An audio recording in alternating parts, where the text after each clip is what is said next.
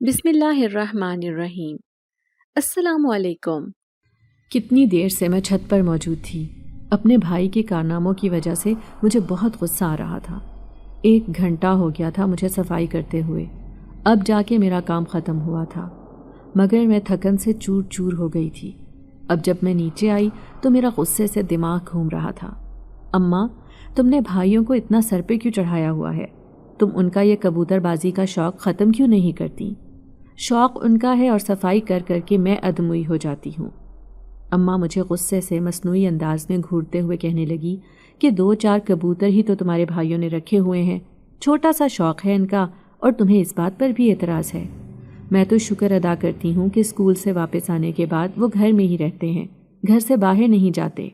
उनमें आजकल के लड़कों वाले शौक़ और चोंचले नहीं हैं, वरना मैं कब तक उनके पीछे पीछे भागती, कब तक मैं उनकी ड्यूटियाँ देती रहती। मैं तो खुदा का शुक्र अदा करती हूँ कि वो मेरे फर्मा बरदार हैं। हमेशा की तरह अम्मा फिर से भाइयों की कसीदा गोई शुरू कर चुकी थी और मैं बदमज़ा सी होकर वहाँ से हटकर किचन में आ गई थी और फिर शाम के लिए खाना बनाने लगी थी। दोनों भाई मैट्रिक में थे और दोनों का ये कबूतरबाजी का शौक़ मुझे एक आँख नहीं भाता था, मगर अम्मा को इस बात पर कोई एतराज़ नहीं था। उनका कहना था कि इसी बहाने वो घर में रहते हैं और महल्ले के आवारा और बदतमीज़ लड़कों से वो दूर दूर रहते हैं, वरना अगर वो घर से बाहर रहते तो मेरे लिए ये परेशानी की बात थी। मगर मैं अम्मा से ये बात कहती थी कि घर में रहकर वो पढ़ाई भी कर सकते हैं, कोई काम काज भी कर सकते हैं, मगर ये कबूतर पालने का शौक़ इतना ज़रूरी भी नहीं है। मगर अम्मा को शायद मुझसे ज़्यादा भाइयों से मोहब्बत थी, जब ही वो मेरी हर एक बात को एक कान से सुनकर दूसरे कान से निकाल दिया करती थी। आज फिर भाई स्कूल से वापस आने के बाद बैग रखकर खाना खाने के बाद ऊपर छत पर चले गए थे और कबूतरों के साथ मसरूफ़ हो गए थे और मैं गुस्से से खून के घूंट भर कर रह गई थी। शाम में जब मैं भाइयों को बार बार पढ़ने की ताकीद कर रही थी तो वो मुझे थोड़ी देर बाद का कहकर टाल दिया करते थे और यही उनका हमेशा से ही वतीरा था। रोज़ाना उनका यही मामूल था। न जाने क्यों पढ़ाई के नाम से उनकी जान जाती थी और फालतू कामों में वो जी जान से मुलव्विस रहते थे। शाम को उनका दोस्त उन्हें बुलाने के लिए आ गया तो वो खेलने के लिए घर से बाहर चले गए थे। अब की बार जब मैंने जांचती हुई नज़रों से अम्मा को देखा तो वो कहने लगी कि शाकिर भी मेरा देखा भाला है और सब जानते हैं कि वो कितनी अच्छी आदत और अतवार का मालिक है। एक यही तो मेरे दोनों बच्चों का दोस्त है, उसके साथ खेल लेते हैं, घूम फिर लेते हैं तो उनका जी भी बहल जाता है। मैं जानती थी कि अम्मा कभी भी मेरी किसी बात पर हाँ नहीं करेंगी, इसीलिए मैंने उन्हें कुछ कहना ही छोड़ दिया था।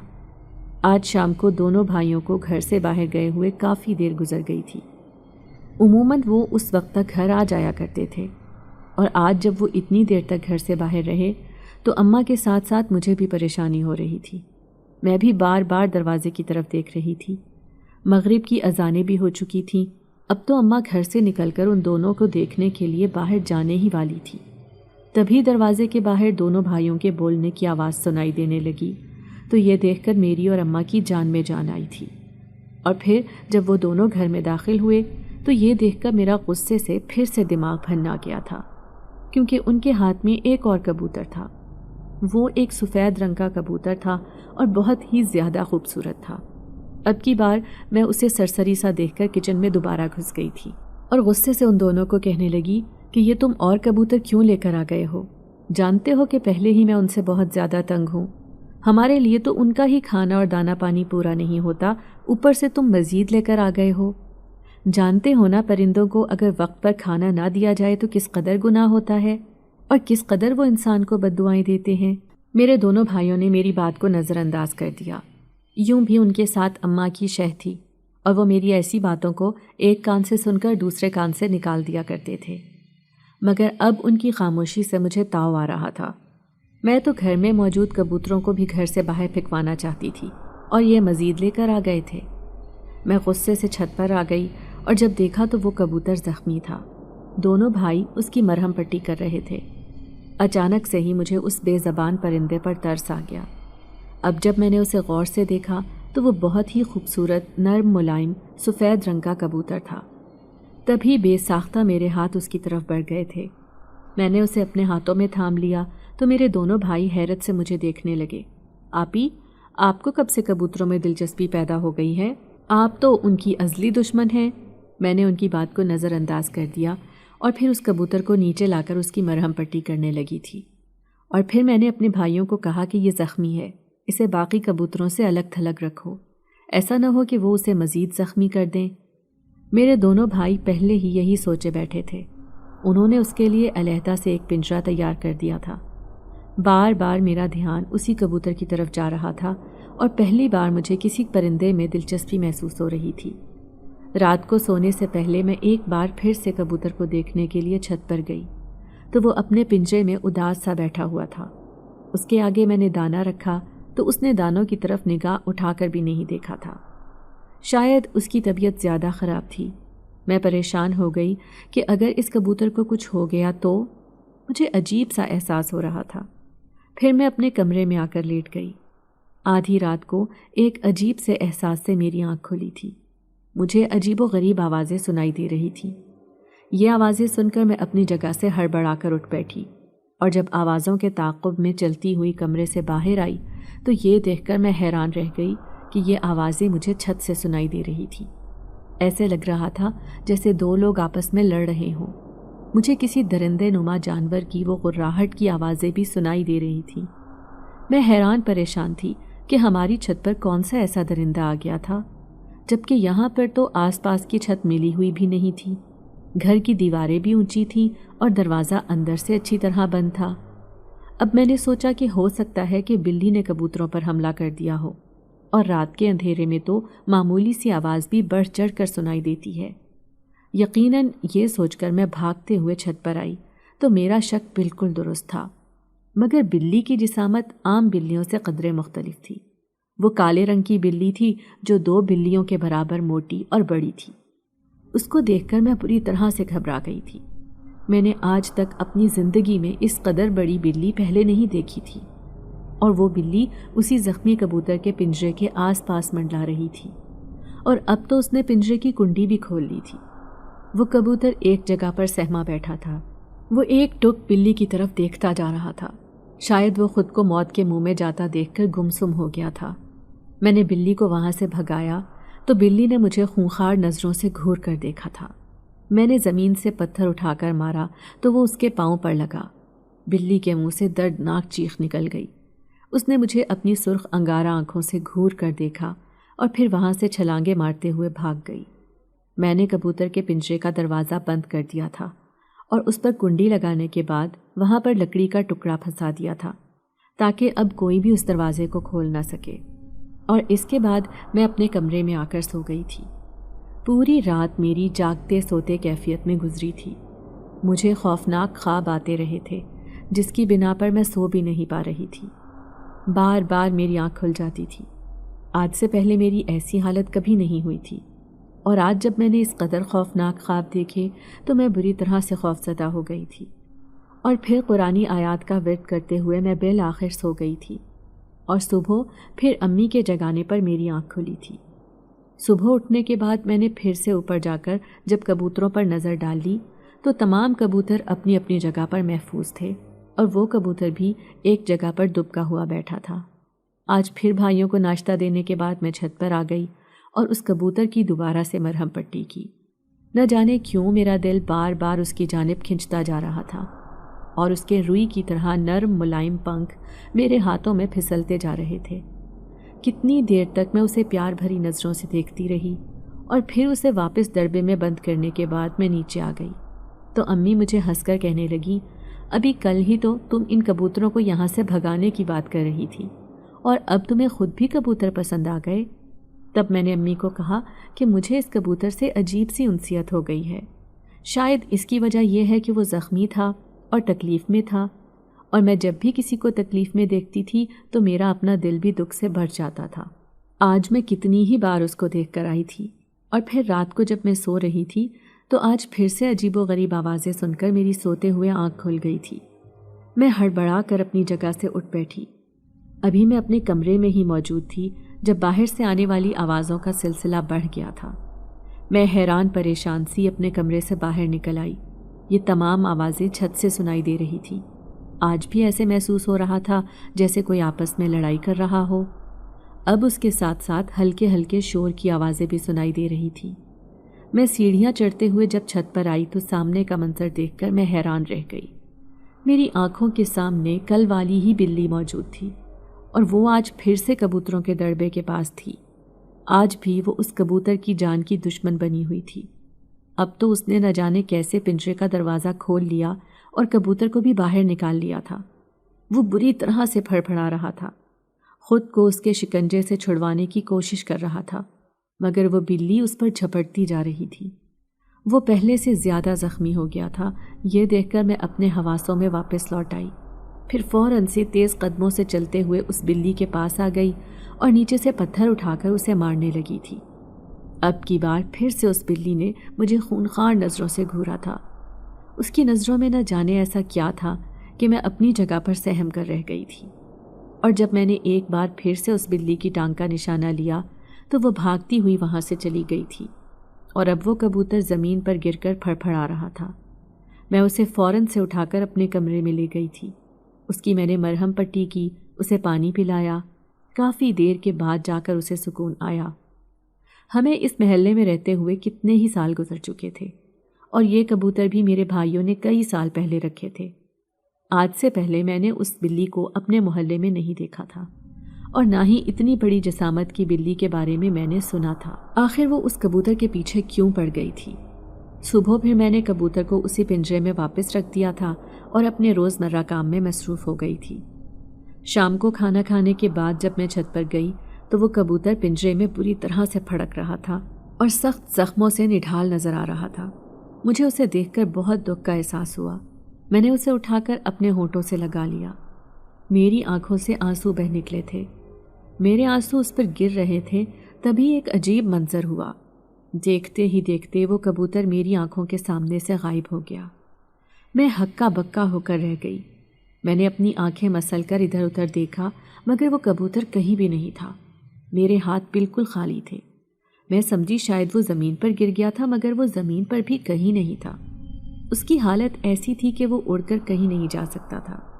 اگر اڑ کر جاتا بھی تو یہاں پر قریب ہی موجود ہوتا، مگر قریب آس پاس مجھے وہ کہیں پہ بھی نظر نہیں آ رہا تھا۔ اب میں سخت حیران پریشان رہ گئی تھی۔ دل ہی دل میں مجھے ڈر بھی لگنے لگا تھا، اور پھر میں اپنے کمرے میں آ گئی۔ اس بات کے بارے میں نے کسی سے بھی ذکر نہیں کیا تھا، اور اگلے دن میرے بھائیوں نے شور مچا دیا کہ پنجرے کا دروازہ کھلا ہوا تھا اور وہ کبوتر کہیں بھی نہیں تھا۔ ان دونوں کا کہنا تھا کہ شاید اس کبوتر کو بلی اٹھا کر لے گئی ہے، مگر میں جانتی تھی کہ سچ کیا تھا۔ اس کبوتر کا میرے ہاتھ سے پلک جھپکتے ہی غائب ہو جانا اور دوبارہ اس کا نظر نہ آنا اس بات کی طرف اشارہ کر رہا تھا کہ وہ کوئی غیر مرئی مخلوق تھی، جو دیکھتے ہی دیکھتے میری نظروں کے سامنے سے اجھل ہو گئی تھی۔ مگر مجھے اس بات کا اطمینان تھا کہ ہم نے اس کبوتر کو کسی قسم کا کوئی نقصان پہنچانے کی کوشش نہیں کی تھی، بلکہ اس کی مدد کی تھی، اس کے زخموں کی مرہم پٹی کی تھی۔ بار بار میرے ذہن میں یہ خیال آ رہا تھا کہ وہ بلی آخر کیوں اس کبوتر کی دشمن بن گئی تھی۔ مجھے ان ماورائی باتوں پر یقین نہیں تھا، مگر جو کچھ میں نے دیکھا تھا اس نے مجھے حیران پریشان کر دیا تھا، اور یہ بات میں نے کسی کے ساتھ بھی بیان نہیں کی تھی۔ آج شام کو تائی ہمارے گھر میں آئی تھی۔ تایا اور تائی دونوں کو جب میں نے اپنے روبرو دیکھا تو ایک دم میرے پورے وجود میں ناگواری چھا گئی تھی۔ میں نے بمشکل اپنے ہونٹوں پر مسکراہٹ سجائی اور پھر اپنے کمرے میں آ کر بیٹھ گئی۔ میں جانتی تھی کہ ان دونوں کا یہاں پر آنے کا کیا مقصد تھا، وہ اماں سے کیا بات کرنے کے لیے آئے تھے۔ جانتی تو اماں بھی یہ سب تھیں، اور انہیں بھی میرے احساسات اور جذبات کے بارے میں خبر تھی۔ وہ بھی جانتی تھی کہ میں کبھی بھی تایا کے گھر میں شادی کرنے کے لیے رضامند نہیں ہوں گی۔ ان کا نکھٹو اور آوارہ بیٹا مجھے ایک آنکھ بھی نہیں بھاتا تھا۔ تبھی جب وہ لوگ گھر میں آئے تو اماں مجھے کمرے میں آ کر کہنے لگیں کہ اچھی سی چائے بنا دو۔ یہ کیا تماشا ہے کہ جب بھی تمہارے تایا تائی گھر میں آتے ہیں تو تم منہ سجا کر اپنے کمرے میں بیٹھ جاتی ہو۔ اب کی بار میں نے افسوس سے اماں کی طرف دیکھا تو وہ کہنے لگیں کہ فکر کس بات کی کرتی ہو، جب میں نے تمہیں کہہ دیا ہے کہ تمہاری مرضی کے خلاف کوئی فیصلہ نہیں ہوگا، جیسا تم چاہو گی ویسا ہوگا، تو پھر تمہیں اعتراض کس بات پر ہے؟ کیوں تم میری بات پر یقین نہیں کرتی ہو؟ اماں کی بات سن کر میں چپ ہو گئی اور ان کے گلے میں باہیں ڈال کر کہنے لگی کہ میں وہاں پر کسی صورت بھی شادی نہیں کرنا چاہتی۔ آپ چاہے مجھے کسی کنویں میں پھینک دیں، کسی بھی اندھے لولے لنگڑے کے ساتھ مجھے بھیج دیں، مگر رفیع کے ساتھ شادی کرنے کے بارے میں سوچ بھی نہیں سکتی۔ اماں کہنے لگی، جھلی نہ ہو تو مائیں اپنی بیٹیوں کے لیے بہتر فیصلہ کرتی ہیں، وہ انہیں کنویں میں پھینکنے کے بارے میں تو سوچ بھی نہیں سکتی۔ اور رفیع تو مجھے بھی بالکل پسند نہیں ہے، میں تو تمہارے ابو کی وجہ سے خاموش ہو گئی تھی۔ وہ بہشتی اس دنیا سے رخصت ہو گئے، مگر تمہارے نام کے ساتھ رفیع کا نام جوڑ کر چلے گئے۔ اب ان کے رشتہ داروں کو ٹالنا اتنا آسان نہیں ہے، مگر فکر مت کرو، میرے ہوتے ہوئے کوئی تمہارے ساتھ زبردستی کرنے کے بارے میں سوچ بھی نہیں سکتا۔ اماں کی یقین دہانی کروانے پر میں پرسکون ہو گئی تھی، اور پھر میں نے اطمینان سے کچن میں جا کر تایا تائی کے لیے چائے بنائی۔ یوں بھی مجھے جس بات کا خطرہ تھا وہ خطرہ تو ٹل چکا تھا۔ اور پھر تھوڑی ہی دیر کے بعد رفیع بھی ہمارے گھر میں آ گیا۔ اس کی نظر یہاں سے وہاں پر میری تلاش میں گھوم رہی تھی۔ جب کبھی وہ ہمارے گھر میں آتا تھا تو میں اسے دیکھ کر چھپ جاتی تھی، اور آج تو تایا تائی کا یہاں سے کھانا کھا کر ہی جانے کا ارادہ تھا۔ میں نے مارے باندھے ان کے لیے کھانا تیار کیا، اور اپنے کمرے میں آ کر میں نے الگ سے کھانا کھایا تھا۔ ان کے جانے کے بعد ہی میں نے سکون کا سانس لیا تھا، اور رات کو سونے سے پہلے میں نے امی کو ایک بار پھر سے یقین دہانی کروائی کہ آج کے بعد آپ نے تایا ابو کو جب بھی اس بارے میں بات کریں تو ان کو صاف طور پر انکار کر دینا ہے۔ میں جانتی تھی کہ امی کے لیے یہ فیصلہ اتنا آسان نہیں تھا۔ پورے خاندان کی مخالفت مول لے کر انہیں منہ پر انکار مار دینا کوئی اتنی بھی آسان بات نہیں تھی، مگر میں یہ بھی جانتی تھی کہ وہ بہت بہادر تھیں، وہ اپنی اولاد کی محبت میں کچھ بھی کر سکتی تھی۔ آج جب میں رات کو سو رہی تھی تو آج مجھے عجیب سا احساس ہوا، میرا دم گھٹ رہا تھا، مجھے ایسے محسوس ہو رہا تھا جیسے کوئی میری گردن دونوں ہاتھوں سے دبا رہا ہو۔ مجھے واضح طور پر اپنی گردن پر کسی کے ہاتھ کا دباؤ محسوس ہو رہا تھا، اور میرا سانس بھی رک رہا تھا۔ میں خود کو چھڑوانے کی بہت کوشش کر رہی تھی، مگر وہ گرفت مضبوط تھی۔ میری آنکھیں باہر کو ابل پڑیں۔ اب جب میری سامنے نظر پڑی تو یہ دیکھ کر میں خوف سے پتھرا گئی تھی، کیونکہ میرے سامنے ایک لڑکا موجود تھا جو کہ گورے چٹے رنگ کا خوبصورت نوجوان تھا، مگر اس وقت اس کے چہرے پر برہمی کے تاثرات تھے اور آنکھوں میں جیسے خون اترا ہوا تھا۔ وہ بہت غصے اور نفرت سے مجھے دیکھ رہا تھا، اور نہ جانے اسے مجھ پر کس بات کا غصہ تھا جو وہ مجھے جان سے مارنے کی کوشش کر رہا تھا۔ میں جتنا خود کو چھڑوانے کی کوشش کر رہی تھی اس کی گرفت اتنی ہی مضبوط تھی۔ تبھی دیکھتے ہی دیکھتے کمرے میں ایک طرف دھواں نمودار ہونے لگا تھا۔ اب تو میرا سانس بری طرح سے اکھڑ چکا تھا، مجھ پر کھانسی کا دورہ پڑ گیا تھا، خوف اور دہشت سے میری حالت بری ہو گئی تھی۔ تبھی کمرے میں ایک اور نوجوان نمودار ہوا۔ وہ نوجوان دیکھنے میں زخمی نظر آ رہا تھا، اس کی آنکھوں میں بھی غصہ تھا، مگر وہ ان غصے بھری آنکھوں سے میری بجائے اس لڑکے کو گھور رہا تھا جو اس وقت مجھ پر حاوی ہوتا جا رہا تھا۔ اس نے ایک جھٹکے سے اس لڑکے کو مجھ سے علیحدہ کیا، اور پھر اگلے ہی پل وہ دونوں میری آنکھوں کے سامنے سے روپوش ہو گئے تھے۔ میں بری طرح سے حواس باختہ ہو گئی تھی۔ میں اپنی گردن دونوں ہاتھوں میں تھام کر رہ گئی تھی۔ مجھے کچھ سمجھ نہیں آ رہا تھا یہ سب کیا تھا۔ جو منظر میری آنکھوں نے دیکھا تھا وہ مجھے بھلائی نہیں بھول رہا تھا۔ اب میں حیران پریشان رہ گئی تھی۔ دہشت کے مارے میرے لیے تو سانس لینا دو بھر ہو گیا تھا۔ نہ جانے کب تک میں جاگتی رہی، اور پھر میں نیند کی وادیوں میں کھو گئی تھی۔ اگلے دن بھی میری اماں کے جگانے پر آنکھ کھلی تھی۔ میں سوچ میں پڑ گئی تھی کہ کیا مجھے رات والا واقعہ اماں کو بتانا چاہیے۔ اتنا مجھے یقین ہو گیا تھا کہ وہ دونوں جو بھی تھے ان کا تعلق عام انسانوں سے نہیں تھا، ورنہ وہ اتنی جلدی نظروں کے سامنے سے غائب کیسے ہو سکتے تھے۔ میں چاہتے ہوئے بھی اماں کو اس بارے میں کچھ نہیں بتا سکتی تھی، جانتی تھی کہ یہ سب سن کر وہ بھی پریشان ہو جائیں گی، مگر اب تو جیسے میری زندگی عذاب بنتی جا رہی تھی۔ روزانہ رات کو سوتے ہوئے میرے ساتھ عجیب و غریب خوفناک واقعات رونما ہونے لگے تھے، اور میں ان کی وجہ سے اپنی جگہ سے اٹھ کر بیٹھ جاتی تھی۔ میری نیند خراب ہو جاتی تھی۔ دہشت، خوف اور ڈر میرے دماغ پر بری طرح سے مسلط ہو جاتا تھا۔ وہ نہ جانے کون تھا جو مجھے اس قدر ڈرا رہا تھا، جو مجھے سکون سے سانس بھی نہیں لینے دے رہا تھا۔ اب تو اس نے مجھے دن کے وقت بھی ڈرانا دھمکانا شروع کر دیا تھا۔ کئی بار میرے کچن میں کام کرتے ہوئے دوپٹے کو آگ لگ جاتی اور پھر خود بخود ہی بجھ بھی جاتی تھی۔ کئی بار میرے نئے کپڑوں کو کٹ لگ جاتے۔ میں پھوٹ پھوٹ کر رو پڑتی اور تھوڑی دیر کے بعد جب دیکھتی تو وہ کپڑے صحیح سلامت ہوتے۔ کئی بار میں چھت پر کپڑے ڈالنے کے لیے گئی تو واپس آتے ہوئے مجھے سیڑھیوں سے کسی نے دھکا دے دیا، مگر اگلے ہی پل مجھے کسی نے تھام لیا۔ میں حیران تھی کہ وہ ایک بار مجھے نقصان دینے کی کوشش کرتا تھا، مجھے تکلیف پہنچاتا تھا، مگر ساتھ ہی اس نقصان کا سدباب بھی کر دیا کرتا تھا۔ آخر وہ چاہتا کیا تھا؟ وہ مجھے کیا دکھانا چاہتا تھا؟ یہ جو کچھ ہو رہا تھا اس سب سے اس کا کیا مقصد تھا؟ آخر میں نے اس کا کیا بگاڑا تھا؟ وہ کون تھا اور میرے ساتھ اس کی کیا دشمنی تھی؟ کتنے ہی سوال تھے جو مجھے اپنے گھیرے میں لیے ہوئے تھے۔ دن بدن خوف اور دہشت مجھ پر مسلط ہو رہا تھا، اور اب یہ سب کچھ اکیلے جھیلنا، اکیلے برداشت کرنا میری ہمت سے باہر ہوتا جا رہا تھا۔ اور ایک دن میں نے اماں کو اس بارے میں بتانے کا فیصلہ کر لیا، اور جب میں اماں کو اس بارے میں بتانے لگی تو تبھی دروازے پر دستک ہونے لگی تھی اور اماں کے مہمان گھر میں آ گئے تھے۔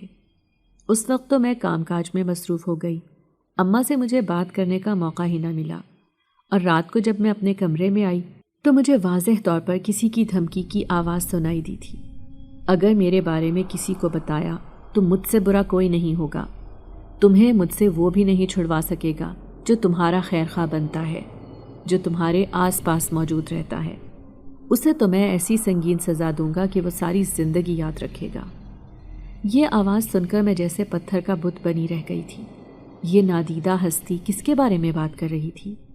یہ سچ تھا کہ جب بھی کوئی مجھے نقصان پہنچانے کی کوشش کرتا تھا تو ساتھ ہی کوئی میری مدد بھی کر دیا کرتا تھا۔ اس کا مطلب تھا کہ میرے ساتھ کوئی میرا خیر خواہ بھی تھا جو اس سارے سلسلے میں میری مدد کر رہا تھا، جو مجھے اس سے بچا رہا تھا۔ اب میرے دل کو ایک گونا سکون کا احساس ہوا تھا، مگر میں سوچ رہی تھی کہ اگر اماں کو اس بارے میں نہیں بتاؤں گی تو میرا مسئلہ حل کیسے ہوگا؟ اس طرح سے تو میرا مسئلہ بڑھتا جائے گا۔ دوسری طرف تایا اور تائی کے بڑھتی ہوئی آمد مجھے حواس باختہ کر رہی تھی۔ میں کسی بھی صورت رفیع سے شادی کرنے کے لیے تیار نہیں تھی۔ اماں کو صاف انکار کرنے پر جب میری ان کے چہرے پر نظر پڑتی تو میں اپنی جگہ پر چور بن کے رہ جاتی تھی۔ جانتی تھی کہ اماں اکیلی پورے خاندان کے سامنے کھڑی نہیں ہو سکتی۔ اماں شروع سے ایسی نہیں تھی۔ اماں بتاتی تھیں کہ وہ بچپن میں بہت بہادر تھیں، وہ اپنے ماں باپ کی اکلوتی اولاد تھیں۔ نانا نانی نے انہیں بہت لاڈ پیار سے پالا تھا۔ نانا کو بیٹے کی بہت خواہش تھی۔ اللہ نے انہیں بیٹے کی نعمت سے نہیں نوازا تھا، مگر انہوں نے بیٹی کو ہی اپنا بیٹا بنا لیا تھا، اور ان کی تربیت اس انداز میں کی تھی کہ امی نے کسی سے ڈرنا جھجکنا سیکھا ہی نہیں تھا۔ نانی نانا ابو کو ٹوکتی تھیں کہ آپ بیٹی کی پرورش کس طرح سے کر رہے ہیں، کل کو اس نے اگلے گھر بھی جانا ہے، اور اگر یہی تربیت اور رویہ یہ ساتھ لے کر گئی تو وہ لوگ نہ جانے اس کے ساتھ کیا سلوک کریں گے۔ بیٹیوں کے نصیب سے انسان کو ڈرنا چاہیے، ان کو ہر طرح کے حالات کے ساتھ سمجھوتا کرنا سکھانا چاہیے۔ مگر نانا نانی کی بات کو ایک کان سے سن کر دوسرے کان سے نکال دیا کرتے تھے۔ ان کا کہنا تھا کہ میری بیٹی کسی سے بھی دب اور ڈر کے نہیں رہے گی۔ تم نہیں جانتی کہ میری بیٹی بہت بہادر ہے، اور وہ بہادر لوگوں کی طرح زندگی جیے گی، بزدل عورتوں کی طرح نہیں۔ اور ایسا ہی ہوا تھا۔ امی نے بھی جیسے ڈرنا جھجکنا سیکھا ہی نہیں تھا۔ ساس نندوں کو بھی امی نے خوب ہی قابو کر کے رکھا تھا، اور ابو تو امی کے نام کی ہی مالا جپتے تھے۔ میری بھی کچھ عادتیں امی پر تھیں، مگر میں اس حد تک بہادر نہیں تھی کہ میں سب کے سامنے اپنی مرضی کا فیصلہ سنا سکتی۔ جب تک ابو زندہ تھے امی نے اپنی زندگی کو بھرپور انداز میں گزارا تھا۔ کسی کی جرت نہیں ہوتی تھی کہ وہ امی کی طرف آنکھ اٹھا کر بھی دیکھ سکیں۔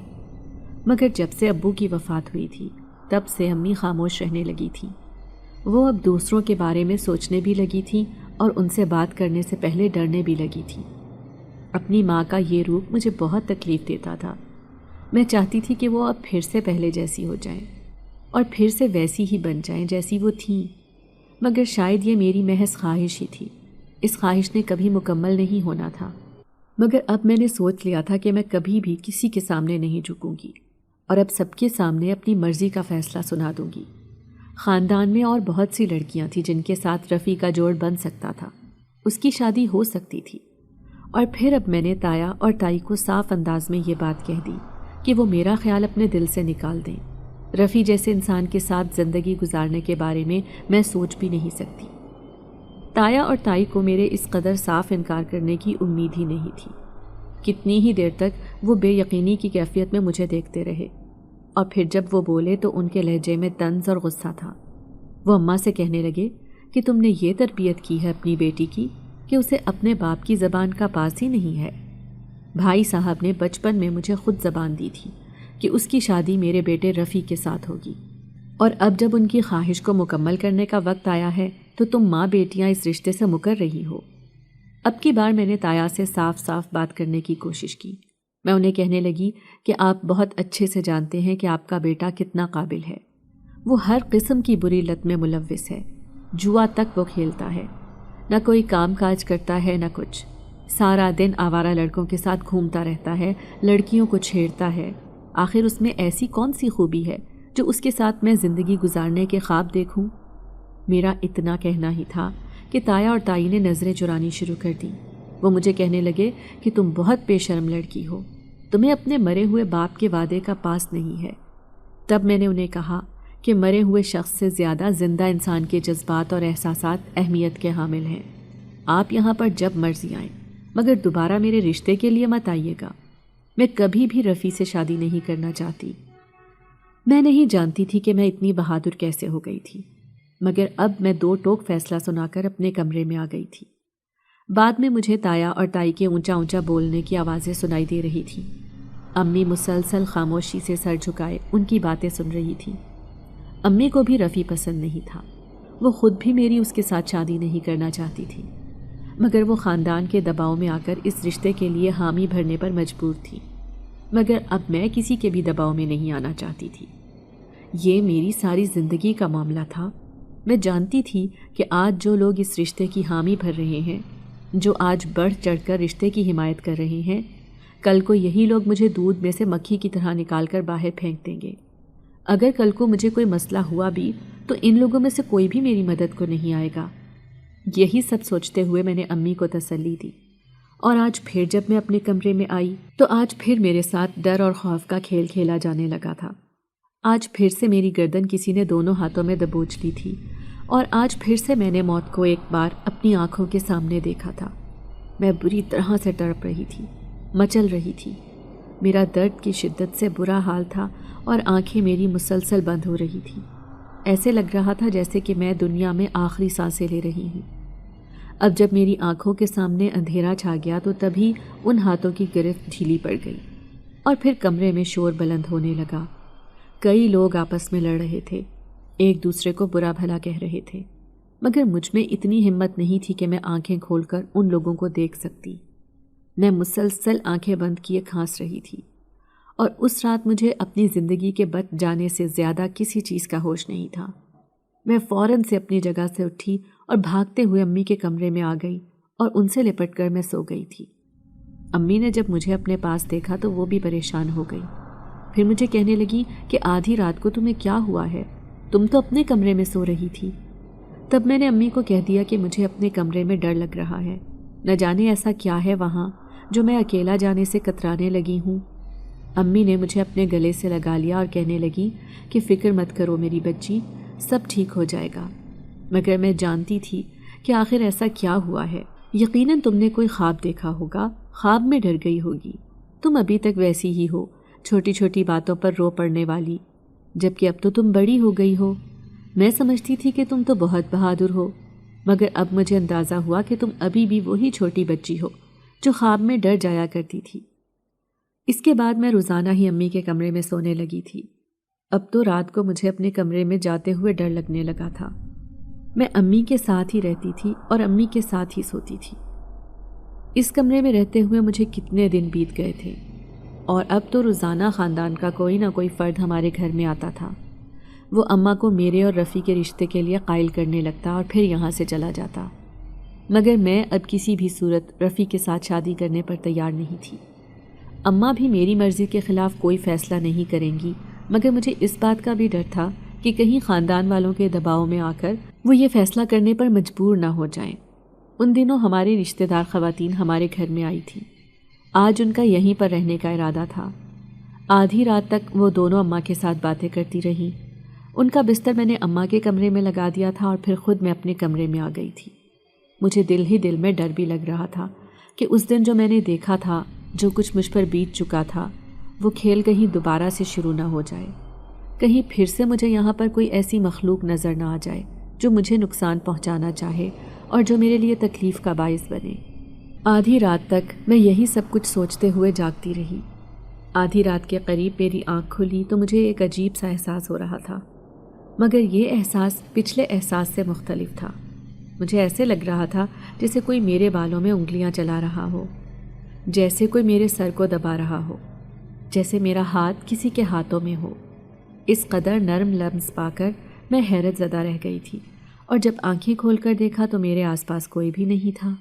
اب جب میں نے اکیلے خود کو کمرے میں پایا تو میں یہ سوچ کر چونک گئی کہ آخر اس وقت میرے آس پاس کون تھا جو مجھے اپنائیت کا احساس دلا رہا تھا۔ کافی دیر کے بعد میری دوبارہ آنکھ لگی تھی۔ اب اکثر ہی ایسا ہونے لگا تھا۔ مجھے جو لوگ بھی نقصان پہنچانے کی کوشش کرتے تھے وہ لوگ میری زندگی سے نکل کر دور جا چکے تھے۔ میری زندگی میں اب ایک ایسی نادیدہ ہستی آ گئی تھی جو میرا خیال رکھتی تھی، اور میرے لیے یہ احساس خوشگوار ہونے کے ساتھ ساتھ حیران کن تھا۔ اب ہر دوسرے تیسرے دن مجھے اپنے آس پاس کسی کی موجودگی کا احساس ہوتا تھا، مگر یہ جو بھی وجود تھا یہ مجھے تکلیف نہیں دیتا تھا اور نہ ہی مجھے نقصان پہنچاتا تھا، بلکہ اس کی موجودگی سے مجھے ایک تحفظ کا احساس ہوتا تھا، ایک اپنائیت مجھے محسوس ہونے لگتی تھی۔ ایسے لگنے لگتا تھا جیسے کوئی مجھ سے محبت کرتا ہے اور کوئی میرے پاس موجود رہ کر میری حفاظت کر رہا ہے۔ مگر یہ جو بھی تھا میں اس بارے میں جاننا چاہتی تھی کہ یہ کون تھا اور وہ یہ سب کچھ کیوں کر رہا تھا۔ آج بھی جب رات کو سوتے ہوئے مجھے اپنے وجود پر کسی کے لمس کا احساس ہوا تھا، جب مجھے اپنے آس پاس تیز خوشبو کا احساس ہونے لگا تھا، تبھی میں چونک اٹھی اور اپنی جگہ پر اٹھ کر بیٹھ گئی اور کہنے لگی کہ کون ہے یہاں پر؟ کون ہے؟ تم مجھے اپنی موجودگی کا احساس دلا رہے ہو مگر مجھے نظر نہیں آ رہے۔ میں بار بار یہی بات کہہ رہی تھی، اور پھر میری بات کے جواب میں کمرے کے کونے سے ایک دھواں سا نمودار ہونے لگا، اور وہ دھواں دیکھتے ہی دیکھتے ایک انسانی ہیولے میں تبدیل ہوتا جا رہا تھا۔ اس کا رنگ بہت زیادہ گورا تھا، آنکھیں نیلی تھیں، ان آنکھوں میں میں گویا ڈوب کر رہ گئی تھی۔ اس قدر حسین چہرہ میں نے اپنی پوری زندگی میں کبھی نہیں دیکھا تھا۔ کتنی دیر تک میں پلکیں جھپکائے بنا اس کو دیکھتی رہی تھی، اور پھر میں نے اس سے پوچھا کہ تم کون ہو اور میرے پاس کیا کر رہے ہو؟ مجھے کیسے جانتے ہو؟ میرا اتنا کہنا ہی تھا، اس کے ہونٹوں پر مسکراہٹ آ گئی۔ وہ کہنے لگا کہ تم میری محسنہ ہو، تم نے میری مدد کی ہے، مجھے سمجھ نہیں آتا تمہارا شکریہ کیسے ادا کروں۔ اس کی بات سن کر میں ہکا بکا رہ گئی۔ کیسی باتیں کر رہے ہو تم؟ میں نے ایسا کیا کیا ہے؟ میں تو تمہیں پہلی بار دیکھ رہی ہوں، میں تو تمہیں جانتی تک نہیں ہوں۔ میرا اتنا کہنا ہی تھا کہ وہ ہنس پڑا، پھر مجھے کہنے لگا کہ یاد کرو کچھ دن پہلے جب تم نے ایک زخمی کبوتر کی مرہم پٹی کی تھی، اسے مرنے سے بچایا تھا، اس کی حفاظت کی تھی، ایک خونخوار بلے سے اسے دور رکھا تھا۔ تبھی میرے ذہن میں جھماکا سا ہوا، مجھے وہ ساری بات یاد آ گئی، مگر یہ سارا قصہ رات کو ہوا تھا، اور ان باتوں کے بارے میں تو میرے گھر میں بھی کوئی نہیں جانتا تھا۔ میں نے کسی کو بھی یہ بات نہیں بتائی تھی، تو پھر وہ لڑکا یہ سب کچھ کیسے جان سکتا تھا؟ اسے اس سب کے بارے میں کیسے علم تھا؟ جب میں نے اس سے یہ بات پوچھی تو وہ ہنس پڑا اور کہنے لگا کہ اس کی وجہ یہ ہے کہ میں وہی کبوتر ہوں جس کی تم نے جان بچائی تھی۔ اس کی بات سن کر میرا منہ کھلے کا کھلا رہ گیا۔ کیسی باتیں کر رہے ہو تم بھلا ایک کبوتر کیسے ہو سکتے ہو؟ وہ پھر سے ہنس پڑا، کہنے لگا کہ دنیا عجائبات کا مجموعہ ہے، یہاں پر کچھ بھی ہو سکتا ہے، کسی بھی چیز کا گمان کیا جا سکتا ہے، اور تم تو مجھے بہت پسند ہو کیونکہ تم نے میری بہت مدد کی ہے، مجھے اس خونخوار جن سے بچایا۔ اگر تم بر وقت نہ آتی تو آج شاید میں یہاں پر نہ ہوتا، وہ میری بے بسی سے فائدہ اٹھا چکا ہوتا اور مجھے مار کر میرا نام و نشان ختم کر چکا ہوتا۔ اب میں ساری کہانی سننے کے لیے بے تاب تھی۔ جب مجھے اس بات کا اندازہ ہوا کہ وہ بلّا بھی ایک جن تھا تو میں نے اسے کہا کہ مجھے اپنے بارے میں بتاؤ کہ آخر اسے تمہارے ساتھ کیا دشمنی تھی اور اس نے تمہارے ساتھ ایسا کیوں کیا۔ اس نے گہری سانس لی اور مجھے کہنے لگا کہ ہماری دشمنی بہت سال پرانی ہے، وہ ایک جن زادی کی وجہ سے میرے خون کا پیاسا بن چکا ہے، جبکہ اس سب میں میرا کوئی قصور بھی نہیں ہے۔ اس کے قبیلے کی ایک جن زادی تھی جو مجھے پسند کرتی تھی، مگر وہ اس کی منگیتر بھی تھی۔ یہ بات سنتوش کے لیے قابل قبول نہیں تھی۔ وہ اس بات کا بدلہ لینے کے لیے میرا جانی دشمن بن گیا تھا۔ کوہ قاف میں وہ لڑکی ہر جگہ پر میری مدد کے لیے موجود ہوتی تھی۔ میں بھی طاقت میں کسی سے کم نہیں تھا، مگر میری طاقتیں سنتوش کے مقابلے میں کم تھیں، اور وہ اسی بات پر کرتا تھا۔ مجھے نقصان پہنچانے سے وہ گریز نہیں کرتا تھا۔ اس دن میں ویرانے میں بیٹھا ایک عمل کر رہا تھا۔ جب میں عمل کرنے کے بعد وہاں سے جانے لگا تو تب سنتوش نے مجھ پر حملہ کر دیا تھا۔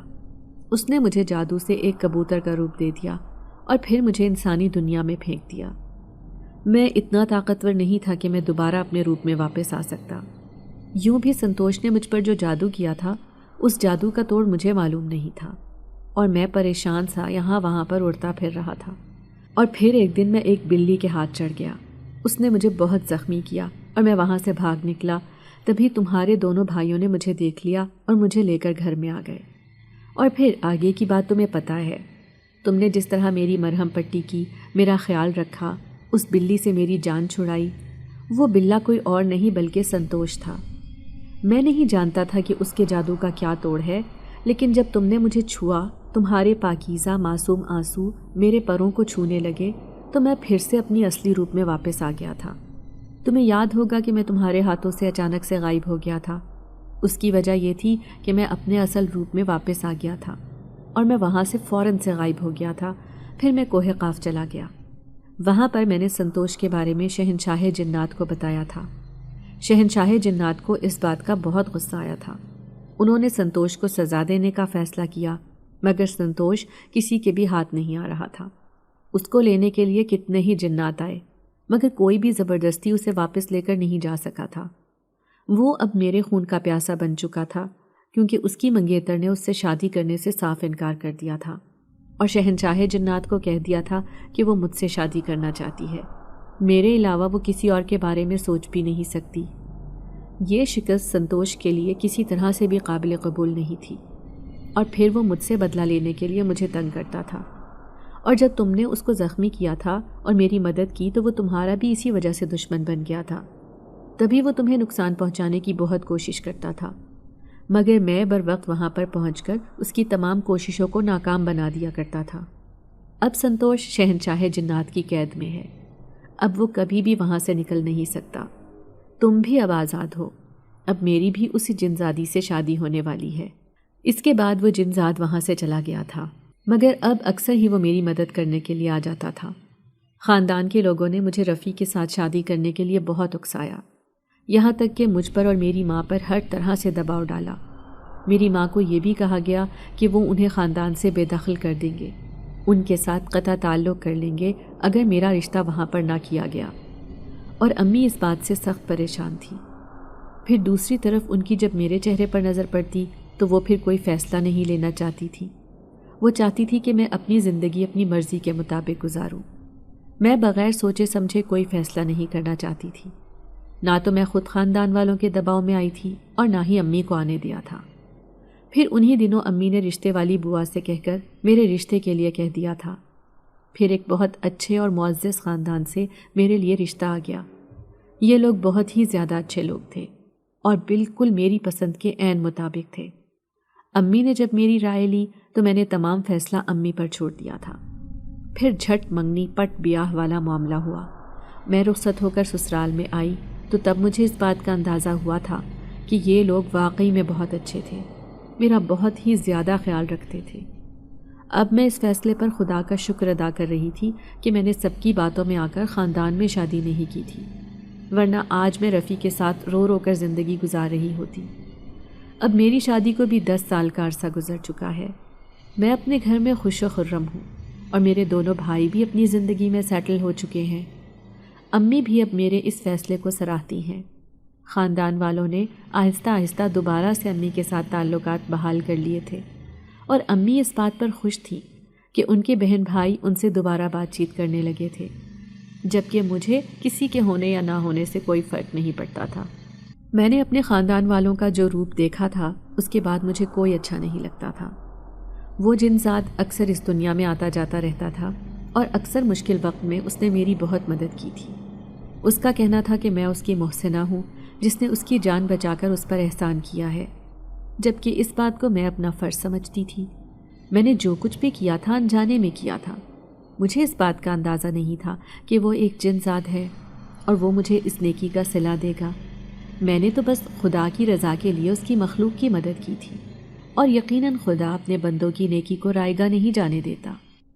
اگر آپ کو آج کی ہماری کہانی پسند آئی ہے تو اسے لائک کیجیے اور اپنے پیاروں کے ساتھ شیئر کیجیے، اور ہاں، اگر آپ نے ابھی تک ہمارا چینل سبسکرائب نہیں کیا تو ضرور کیجیے۔ ملتے ہیں کل ایک نئی اور دلچسپ کہانی کے ساتھ، تب تک کے لیے اللہ حافظ۔